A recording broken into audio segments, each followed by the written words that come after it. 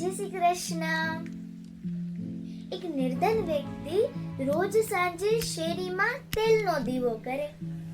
શેરીમાં અંધારું હતું, તેથી ચાલવા વાળાને ઘણો લાભ મળતો. તેની બાજુમાં જ રહેતા એક અમીર શેઠ રોજ મોટો ઘીનો દીવો કરી અને મંદિરે મૂકવા આવતા. બંનેનું મૃત્યુ થયું. બંને યમલોક પહોંચ્યા. જ્યારે આ અમીર શેઠને નીચેની કક્ષાની સુવિધાઓ મળી, જ્યારે નિર્ધન વ્યક્તિને ઉચ્ચ કક્ષાની સુવિધાઓ મળી. અમીર શેઠને યમરાજના નિર્ણય ગળે ના ઉતર્યો અને તેને પૂછ્યું ત્યારે ભગવાને જવાબ આપ્યો કે પુણ્યની મહાનતા કર્મોથી નહીં પણ કાર્યોથી મપાય છે.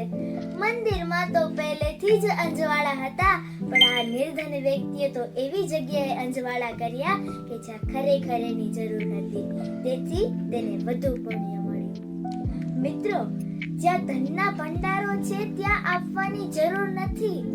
આપો ત્યાં કે જ્યાં ખરેખર એની જરૂર છે. તમને મારો આ વિડીયો કેવો લાગ્યો? કોમેન્ટમાં જરૂર લખજો અને વિડીયો ગમ્યો હોય તો લાઈક અને શેર પણ કરજો. જય શ્રી કૃષ્ણ.